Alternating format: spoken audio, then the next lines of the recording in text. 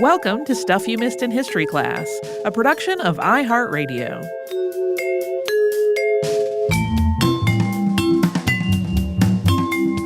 Hello and welcome to the podcast. I'm Holly Fry. And I'm Tracy V. Wilson. I don't think it's any surprise that the Eponymous food series has become one of my favorite things to do.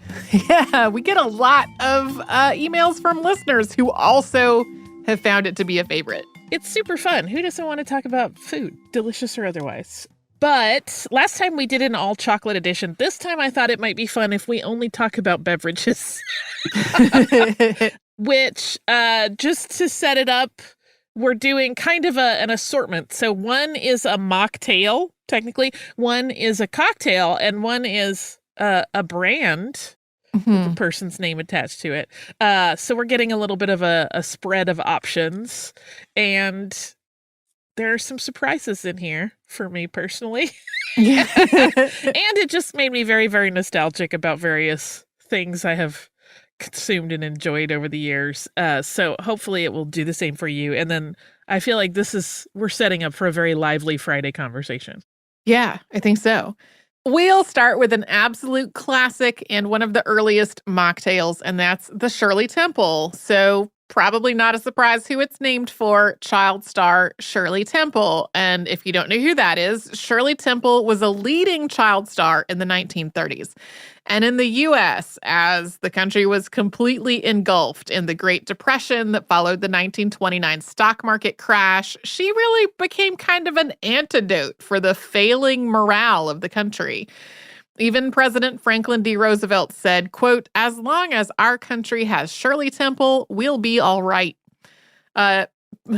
Because she was adorable. She was a very good performer from the time she was just tiny. She charmed people on screen. So much charm. Shirley was born on April 23rd, 1928, to George and Gertrude Temple. She was their third child and their only daughter. And at the age of 3, she was enrolled in a dance school. Sometimes you'll see that reported as like 2.5. And that is where she was spotted by a casting director for educational pictures. And her film career began. We're not going to get into all of that film career here. That is its own whole thing. But I will say, if you go back and watch some of Temple's earliest films, there's some pretty cringy stuff in there. There was often a trend in films, and particularly educational pictures, to show children playing adults as sort of a spoof, which can be funny in theory, but often these were kind of weird situations to put children in. For example, in her first movie, War Babies, she played a dancer who entertained soldiers. There's some sexual overtones to it that's pretty weird. There's a romance storyline. This is reported as when she received her first kiss. So it's like, it's icky. Some people don't find it icky. A lot of people do. There are others like this film. They were all under an umbrella of baby burlesques. And per Temple's own autobiography, the kids were treated very poorly and exploited, in addition to whatever issues you may or may not have with the subject matter. But to the film-going audience, this was all kind of cute and wholesome at the time, and Temple's image and success were based entirely around that idea of innocent sweetness that was used to market them. There are 3 different places that have been the alleged originators of the drink that was named for this child actor. The most frequently cited is Chasen's in Hollywood. That's an eatery that opened in 1936. The Royal Hawaiian Hotel on Oahu has also touted the drink as its own invention over the years. And yet another version of the story states that it was created at the Hollywood Brown Derby, which has been the focus of the show. Other food. Despite the variety of locations that this may have happened in, the basic origin story for the drink is almost always the same. Shirley, who at this point was a successful actor, was out with her parents. Both of them were drinking old fashions. Shirley wanted one because of the cherry garnish. Here we'll have a sidebar on the pronunciation of maraschino, which is how we say it in the U.S., versus maraschino, which is how it really is said in Italy. Here is a distinguisher I have heard people use. I don't know if this is universal. They tend to use maraschino for the hyper sweet, kind of bright, translucent ones that go into things like Shirley Temple's here now, and maraschino for the darker, deeper flavored ones that go into actual cocktails. I don't know if that's a convention a lot of people use. I have heard it in a few different places, though. But anyway, Shirley wanted a drink because of this cute garnish, but of course she could not have an old-fashioned. So someone on the staff made up an alcohol-free drink that she could have and garnished it with a maraschino cherry. Voila, the Shirley Temple is born. And after that, restaurants in Hollywood started offering this as a beverage for younger diners to enjoy, and it spread very quickly from there. And adults who didn't drink alcohol also started to order it. Because it's delicious. The actual ingredients are kind of variable, though, depending on what recipe you look at or where you order it. There's usually grenadine and then either a lemon lime soda or ginger ale on top. Some versions combine those sodas. Also, orange juice, maybe a little lime juice, but there's always that maraschino cherry to garnish it. But Shirley, who became Shirley Temple Black when she married her second husband in 1950, appears to have not been a huge fan of the drink, especially as time wore on. In 1988, a company called Soda Pop Kids in Encino, California, brought a bottled version of the Shirley Temple to market under the brand name Shirley Tea, with the tagline, the Shirley Temple soft drink. But Temple Black fought it aggressively through legal channels, saying that it diluted her name's commercial value and invaded her privacy. In a quote given to press in autumn of 1988, she said, quote, "I will fight it like a tigress. All a celebrity has is their name."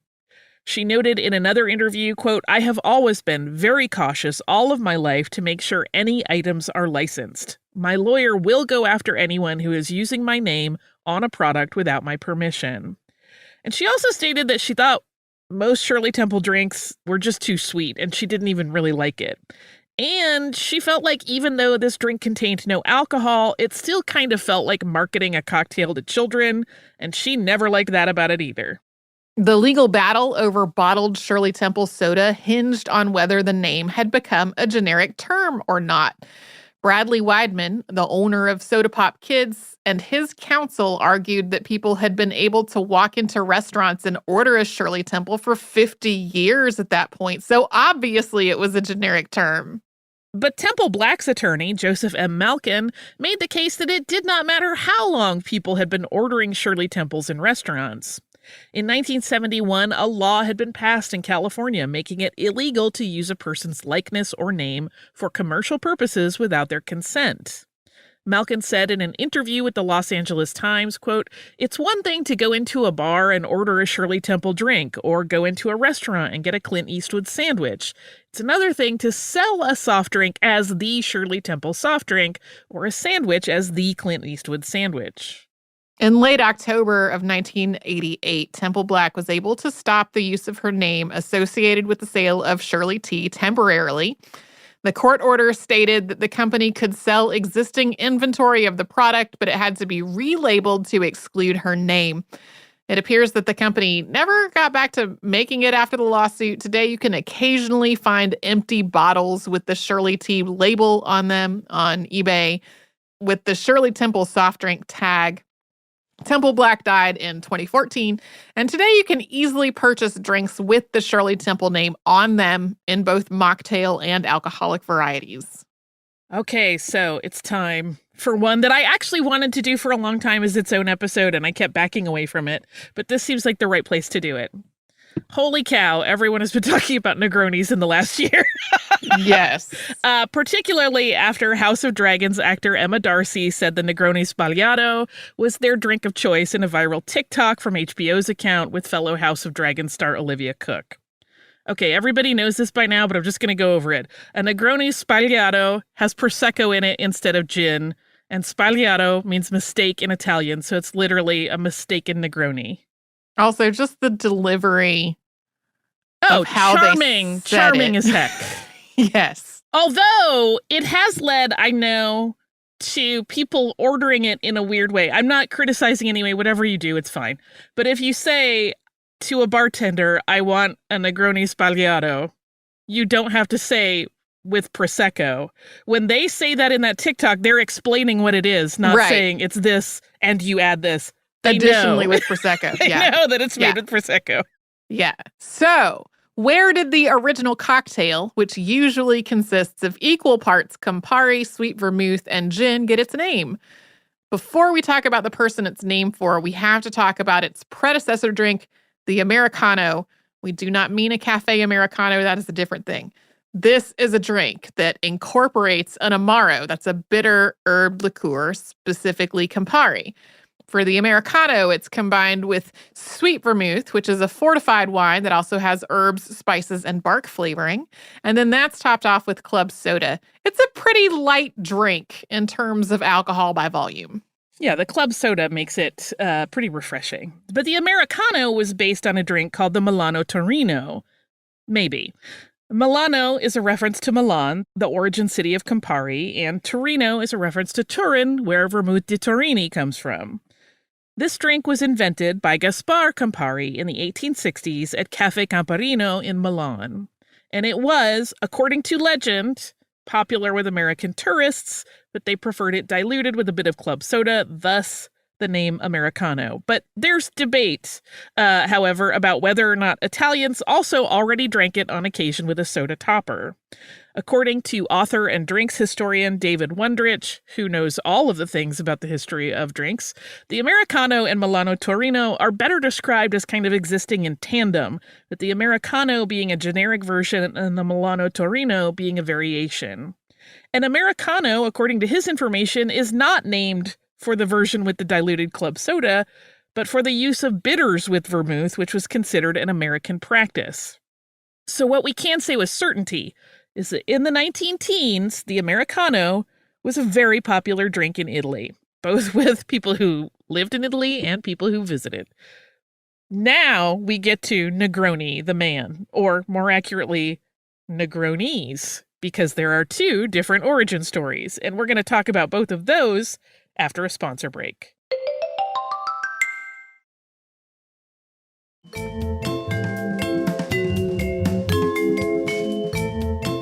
Okay, before the break, we said we would talk about the two men who are both discussed as possibly being the man for whom the Negroni is named. So first, Camillo Luigi Manfredo Maria Negroni was born on May 25th, 1868 in Florence, Italy. His father was Count Enrico Negroni, and his mother was Ada Savage Landor. His father died when he was 10 years old, and when he was 16, Camillo went to a military academy. He also, during this time, subtly changed the spelling of his name. Instead of 2 M's in Camillo, he changed it to 1. We do not have a clear reason why. His mother, though, remarried, and Camillo did not get along with the second husband at all, and it is that conflict which is said to have inspired him to leave home and travel, and he headed to the United States. For a long time, the only real account of Camillo Negroni came from a wonderful and somewhat fanciful tale that appeared in North American newspapers in 1928. This is a biography/travelogue written by a journalist named Bob Davis, who worked for the New York Sun. I have a number of questions about it. There may or may not be answers, but it's pretty fun. So Davis said that he encountered Negroni after he had such a hard time communicating with his cab driver while visiting Italy that he had just kind of gestured to the man to simply drive and hoped that he would figure out where to go or that he would see something of interest. And when he saw a man on a horse with a Mexican saddle and looking entirely like a Wild West cowboy, he had the driver stop and he asked if the man spoke English, and he got the reply, "You're tootin' I do, hombre," although allegedly with an Italian accent, which I dare not try because I will sound like a bad video game. This is part of my questions. That just seems like an impossible sentence to say with an Italian accent. Like I said, I dare not. But the two men, according to this story, began talking, and Negroni told Davis, quote, "You are the first stranger in these parts who ever tumbled to my outfit." He also told the American tourist that he could tell the driver to follow him over a ridge that he was pointing to, and that once they got there, he could show him where to get something to eat and drink. So over these refreshments, according to what Davis wrote, the Count told his life story. Quote, "I went out to the Rockies in the late 80s and fell in love with the country. I learned enough about stud, Keno, and Faro to get broke and stay that way. Punching horses suited me to death, and I went adventuring over the ranges. Negroni talked about how he rode herd around North America, spent time in Alberta, Canada, and even taught a horse to stick around without hitching. He also shared a story about when he was delivering beef from one ranch to another and met a cowboy along the way who badmouthed the man who was supposed to receive the order. That man's name was Walter Gordon Cumming. The two of them got drunk together, and it turned out the cowboy talking trash about Cumming was actually Walter Gordon Cumming. And then after this whole joke was exposed, Cumming and Negroni became very good friends. Cumming gifted the Count with the Mexican saddle that Davis had noticed from the taxi while he was lost. It also turned out that as Negroni told Davis about his gambling exploits, Davis started to recognize some of the stories and realized that he had actually heard of Negroni before and had even gone to a party that Negroni had thrown when the Count was flush with winnings when he was in North America. By the way, he eventually lost all of that money again, according to the story. For a long time, this very fanciful write-up was really consisted of the only pieces of information that we in North America had about this Count Negroni's personality up to when the cocktail emerges. And it establishes that this person does seem to exist. This doesn't mention the cocktail at all, although the whole thing is rather fantastical. Yes. So many aspects of this read to me like something that the writer made up. Yes. So in recent years, as more books about Negroni history have been published, we've gotten more detail about this cowboy Count. He got married on his 30th birthday to a woman named Antoinette Zazworka from Prague. He found out he had a son from a romance in his youth. He designed gardens, probably. And he lived a lot of life and died at the age of 66. And now we're going to step sideways and talk about the other Negroni, who may be the reason the cocktail got its name. This is a briefer story, probably because it involves less fanciful things. The second Negroni namesake is General Pascal Olivier Count de Negroni. He was born on April 4th, 1829, in San Colombano al Lambro in Italy's Lombardy region. This Count Negroni was a member of the French army who served starting when he was 18 and ending 44 years later at the age of 62. During this time, this Negroni led a pivotal charge in the Franco-Prussian War of 1870 and earned the Officer's Cross of the Imperial Legion of Honor. He was captured just weeks later and spent 6 months as a prisoner of war. But after that, he continued his rise through the ranks and became a general and a commander of the Legion of Honor. But Negroni the general died in 1913 at the age of 84, and this causes a little problem with the timeline of the invention of the eponymous cocktail, because it's usually noted as having been created in 1919. So the cowboy Count is said to have returned to Italy as calls for prohibition were gaining favor in the United States, and he frequented a place called Caffè Cassoni in Florence. This was not strictly a bar, not strictly a cafe. It also sold groceries and perfumes. Kind of like a corner store with a cocktail bar in it, which that sounds like a handy thing to have in a neighborhood. It still exists, though it's now known as Caffè Giacosa. And Camillo Negroni is said to have stopped in there one day, as he often did, and asked for an Americano, but po più robusto, or a little bit more robust. Camillo Negroni is said to have picked up a taste for gin while living in the United States. So bartender Fosco Scarselli omitted the club soda and replaced it with gin and then topped that with an orange garnish. There are also historians that say the gin was simply added without omitting the soda, but whichever way the Negroni was born, maybe. Scarselli remained known for creating the Negroni for the rest of his life. And according to various accounts, people started ordering it by saying, "I want the same drink as Negroni." But there are still some problems with the story. For one, members of the Negroni family have stated that they have scoured their family tree back to the 11th century. They found no Count Camillo, although there was a reproduction of his birth certificate that has since appeared in print. Now, To support the General Pascal Negroni story, we found several mentions of an article titled New Evidence the Negroni Was Invented in Africa. Sorry, Italy. That was said to appear in a publication called Drinking Cup in 2012. I sure couldn't find this, but Tracy did.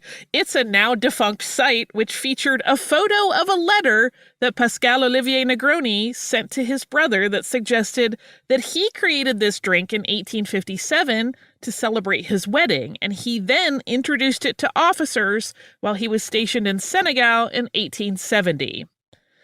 This is also tricky, though, because in 1857, Campari didn't exist yet, and most bartenders will tell you if there's no Campari, it's not a Negroni. But in 2015, author Luca Picchi published his story of the Negroni and sides with the Camillo Negroni version, but also includes a story of litigation in this book, which echoes the one we talked about with the Shirley Temple, although in the opposite way. In the late 1950s, a company called Treviso, which was owned by a member of the Negroni family, put a pre-mixed Negroni on the market, sold in bottles. But it was, according to the barmen and liqueur manufacturers of the time, bad. Bad enough that Campari and several other liqueur companies sued over it. In the case, a lot of people testified to the Florence origin of the cocktail at Caffè Cassoni, including bartender Fosco Sarcelli. The bottled Old Negroni cocktail was taken off the market. So it seems like pretty much all of the actual evidence supports the Count Negroni, who was a cowboy and perhaps a very flamboyant character. But wherever it started, it seems like its intense flavor is matched only by the intense scrutiny its origins have gotten and the intense disagreements about who it's really named for. The Campari Company, by the way, sticks with that 1919 Florence origin. Our next beverage is a soft drink. We will talk about whether or not it really qualifies as an eponymous food item after we hear from the sponsors that keep stuff you missed in history class going.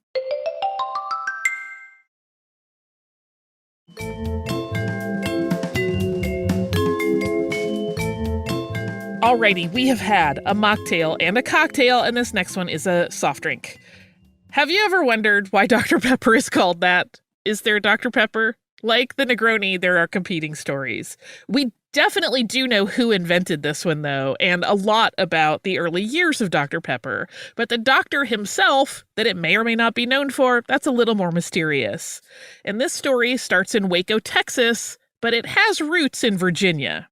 The inventor of this soft drink was Charles Alderton. Alderton was born in Brooklyn, New York on June 21st, 1857. After finishing a bachelor's degree in England, he went to the University of Texas to study medicine and used his education to become a pharmacist. He got a job in a drugstore in Waco, Texas called Morrison's Old Corner Drugstore. This was an old school drugstore with a soda fountain. I kind of miss these. There maybe are still some somewhere. I know definitely of one in New York, but there are more than that, I'm sure, but they're few and far between now. Yeah, there was one in like the pharmacy that we went to when I was growing up had a soda fountain, and that is where my brother's after school job was in high school. So, according to the Dr. Pepper Museum, which is in the original building where the now defunct Morrison's drugstore operated, Alderton loved the way the store smelled because of all of the fruit syrups from the soda fountain. So when he wasn't busy compounding medicines, he would get behind the soda fountain counter and help serve customers. And he started to think about how he might combine a number of syrups to make a carbonated drink that tasted the way the store smelled. He started experimenting with this idea in 1885 and kept notes on what combinations and proportions he had used. He kept tweaking the mix until he felt like he had it just right. So the next step was a taste test with the boss, Wade Morrison.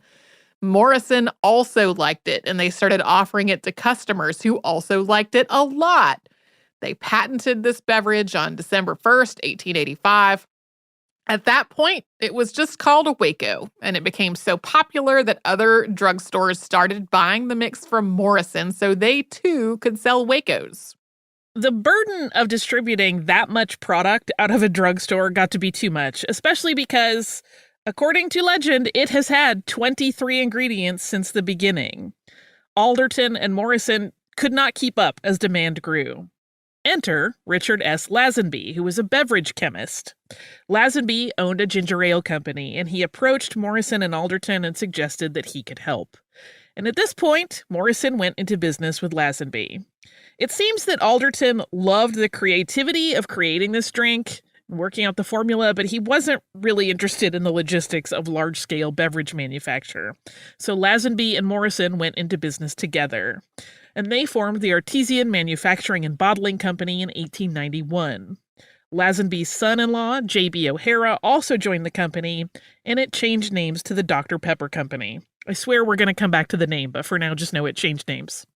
For the next decade and change, the drink remained kind of a local specialty in Texas. But in 1904, Dr. Pepper made its global debut at the World's Fair Exposition in St. Louis. It's estimated that Lazenby and O'Hare served the drink to 20 million people over the course of the expo. But they had prepared for that. The company had built a new bottling plant in St. Louis ahead of the fair and started advertising in Missouri as early as 1901. And when the expo opened, Dr. Pepper was sold at concession stands throughout the complex. It was a huge moment for the company, which continued to expand rapidly. Headquarters moved from Waco to Dallas in 1923 as part of the expansion. Okay, but who is Dr. Pepper? There are several stories and theories. One is simply that the name was concocted to suggest the idea of it giving the consumer a bit of pep or energy. That was something that was a big concept in the late 19th and early 20th centuries. You've heard us talk about it on other episodes where we talk about people who I don't want to say study nutrition because sometimes they weren't quite on it, but it was a popular concept. Like, we need more pep. And that the addition of doctor on the label was intended to give it some sort of gravitas, right? Like a doctor pick-me-up. Pep may have also been short for pepsin, which is a digestive enzyme. The most popular story, though, is what puts this in an Eponymous Foods episode. This one involves a bit of backward time travel. Not long after the U.S. Civil War, a drugstore opened in the town of Rural Retreat, Virginia, by a man named Charles T. Pepper. Pepper was born in New River Valley in 1830 and attended the University of Virginia Medical School. He got his medical degree in 1855, served in the Civil War as a surgeon for the Confederate Army. He had first started a private practice in Tennessee when the war ended, but then moved to Rural Retreat and established a combination drugstore and doctor's office. According to the lore, in 1874, he hired a young Wade Morrison to work as a pharmacist, and it was Morrison's first job. Wade only stayed in Rural Retreat for a few years before moving to Texas, although he moved around the state of Texas for a bit before settling in Waco. So there is this story that he had fallen in love with Charles Pepper's daughter and wanted to marry her. That information does not hold up to scrutiny. Pepper's daughter would have been a little kid when Wade moved to Texas. Ruth Pepper did get married much later, in 1901, to a man named Barnes Gillespie. But this story of this romance element has persisted that Morrison had named this popular soda after his first boss as part of his, involvement with the family. There is an interesting element in this, which is how very invested Rural Retreat, Virginia has been in maintaining the importance of Dr. Charles Pepper's role in this chain of events that led to the soda and its name. Sometimes the story of the daughter and Wade being in love is repeated. It's combined with a romantic melodrama element, suggesting that Morrison created the soda beverage to try to impress Charles Pepper, but failed, and that he left Virginia in embarrassment and heartbreak. Another version of the story that's sometimes told is that Charles Pepper actually invented the formula and that Wade Morrison took it. There's even a brief mention in a 1992 write-up about the beverage that Charles Pepper left behind some notes that some believe to have been part of the formula. These notes mention swamp root, quinine, spices, raisins, and soda. Yet another version suggests that Wade may have taken the formula from Charles's son, Louis. There's even a variation suggesting that Louis ran away to join the circus and got it from someone there. So many fanciful stories. But there is yet another twist in all of this, because researchers at the Dr. Pepper Museum looked into Morrison's years in Virginia. There is no evidence he ever worked for Charles T. Pepper. He lived about 40 miles away in Christiansburg, Virginia, but when they looked at census records for that town during the time Wade Morrison lived there, they did find another Dr. Pepper, Dr. William Alexander Reed Pepper. This Dr. Pepper lived near Morrison. They were in the same neighborhood, and he had a daughter just 1 year younger than Wade. Could he be the real doctor that the drink is named for? And maybe that's where this love interest story got its start. Listen, if so, we're probably never going to know for certain, because there is not much information on that Dr. Pepper or Wade's possible relationship with him or his daughter. What we do know is that Dr. Pepper has continued to be one of the largest soda brands globally. Its secret recipe of 23 ingredients has been theorized and mythologized for more than 100 years. The company has also gone through a lot of shifts and changes over the years. Today, it is part of Keurig Dr. Pepper. There are more things about Dr. Pepper's history. For example, now, just FYI, any style guide people, there's no period in it. Okay. We'll talk about that and other stuff behind the scenes on Friday. I feel like my head is full of odd Dr. Pepper facts that weren't really germane to this part of the story. Mm-hmm. There's a lot of litigation that I became very fascinated by. But now I will do a little bit of listener mail, which feels a little bit like a solidarity listener mail, because it is somebody who felt the same way as I did about their plush toy growing up and scarlet fever. This is from our listener, Elise, who titled their email, "Don't Burn My Teddy Bear." Elise writes, "Hi, Holly and Tracy. I'm catching up on the last few weeks of episodes and just listened to the behind-the-scenes episode on scarlet fever, and I had to write you. After listening to you ladies discuss the Velveteen Rabbit and admittedly tearing up, I had to share. I have a teddy bear that I've loved dearly my whole life. It's lived with me in every house and apartment I've ever had and still does. As a kid, after reading The Velveteen Rabbit, I was so fearful of scarlet fever and the consequences that any time I had the slightest throat tickle or any signs of illness, I would hide my bear in the back of my closet. I remember being so afraid the adults would come and burn my things, including the bear, and I could not allow that. But if he wasn't near me when I was sick, he wouldn't need to be burned, right? Nightmares ensued. I'm certainly no advocate of banning books, but this one should maybe be labeled as YA fiction. I think that's actually kind of smart.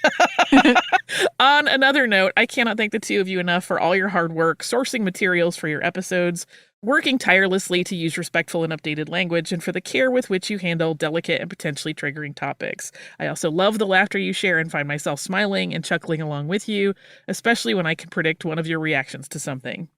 I've been a listener to Stuffy Missing History class for a long time, but over the last few years, I worked my way through every single episode, earning my second PhD. The first is in cellular and molecular biology and allows me to teach biology at a local university.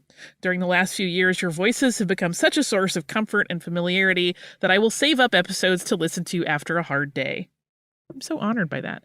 My two doggos, Greta and Finn, actually allow me to move around the house without constantly trailing behind when your voices are playing from my pocket. Thanks, by the way, for not using lots of background sound effects. Doors creaking or knocking in the background of some of my other favorite podcasts sends the dogs off into the deep end. Dog photos attached, obviously. This is so sweet. Okay, first of all, I don't know which dog is which. One of these dogs, this is like a supermodel glamour shot. The dog is gorgeous, first of all. It's the one with the white chest area, sitting in the grass just in the yard, but one ear is flopped over with this like insouciant devil-may-care expression. That's like amazing. The other dog is absolutely adorable, and they both look like very good babies. I kind of want to hug and kiss your dogs. Thank you so much, Elise.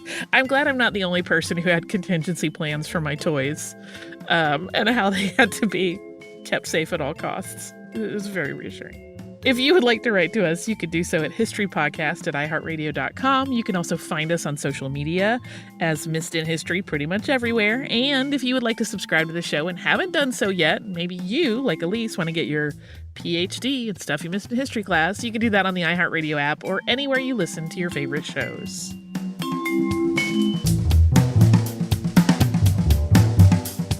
Stuff You Missed in History Class is a production of iHeartRadio. For more podcasts from iHeartRadio, visit the iHeartRadio app, Apple Podcasts, or wherever you listen to your favorite shows.